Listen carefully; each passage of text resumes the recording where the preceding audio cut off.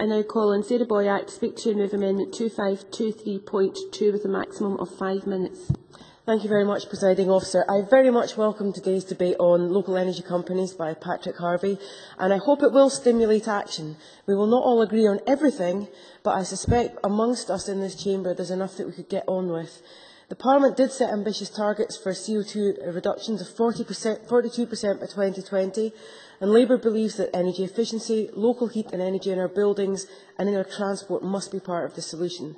And today I'm not going to engage in the lengthy debate about the exact nature of the SNP government's ambitious targets on renewables. Suffice to say that we strongly believe in a balanced approach to energy supply that lets Scotland pioneer and lead the way in renewables, but remains part of a UK energy market, so we can both export our renewables energy and use it ourselves, export to the rest of the UK and import baseload when we need it to.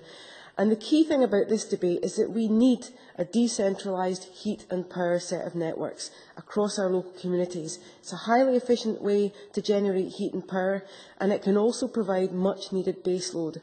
So we believe that it's the missing link in terms of energy and heat supply in Scotland. If we'd been elected last summer, we would have implemented radical plans for community renewables, and we saw local authorities as vital partners and key agents in leading the way. The motion talks about the perception that in terms of renewables, it's all about the benefits to big companies, and we believe that it's absolutely vital that local communities and individual members of society are able to get direct benefits from the renewables revolution themselves. Patrick Harvey mentioned some of the fantastic community projects we now have across Scotland, using the cooperative model, community trust, social enterprise models, what's appropriate locally. But the big gap is that we've not seen local authorities playing their full part. And that means that council house tenants, housing association tenants, people on low incomes are never going to be able to benefit from these technologies, such as solar panels, solar water heating or CHP schemes, unless these technologies are procured on a mass scale collectively. Now, I've many times mentioned the fantastic work that's been done in Aberdeen. I'm glad it's had a name check today, but it shouldn't be the one that we always have to mention. There should be lots of others. And that's why I think today we need to take some political energy and put it behind this process. Our ideas last year were for a £100 million scheme based on the principles adopted by Birmingham City Council, another model which set up a social enterprise company to bulk buy solar panels for council house tenants and then reinvested in energy efficiency and a new wave of solar panels across the city. They've now been joined with a whole host of other authorities. The North East of England see 5 local authorities working together to do the same procurement work. We'd have worked with an initial 10,000 houses alongside energy efficiency work.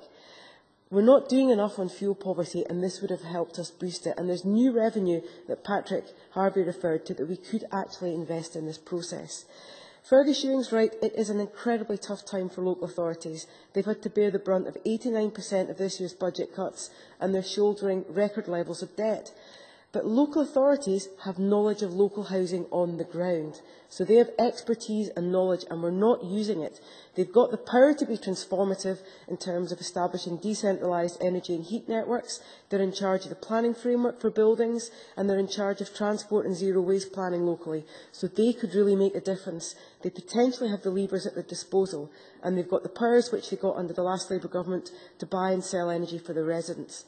But they've got competing demands on their time. So I'd say to you, Minister, it's not about you requiring them to do things or ruling out what they can do. It's about leadership, to give them the capacity and the support to actually take on and lead on this agenda. It's not about requirement, it's about leadership, and it's about transformational leadership. So I welcome the fact that you're keen. No, I've only got 1 minute. I welcome the fact that the Minister wants to support our amendment. We believe it's crucial to come back to Parliament. The cross-party group on renewables and energy efficiency regularly debates this issue. I think it needs to come back to this chamber and to the committees. We need serious political momentum behind the decentralised energy and heat movement. Our local authorities are best placed to lead on this, but they're not doing it. Communities can do it, but it's not happening at the local government scale. And I think there's a key role for the Scottish Government to lead in this. Patrick Harvey's mentioned the local elections. Glasgow have already done work in terms of wind turbine development, which is producing energy and a sustainable income for their Warm Glasgow Fund. Edinburgh wants to do radical community cooperatives. In Dundee, they want to look at the issue of buying and selling energy. So it's a radical agenda, but we don't just want one or two local authorities doing this. All of them need to be engaging on their own terms, and I think the Minister could play a vital role in giving them a lead. I move the amendment in my name. Many thanks.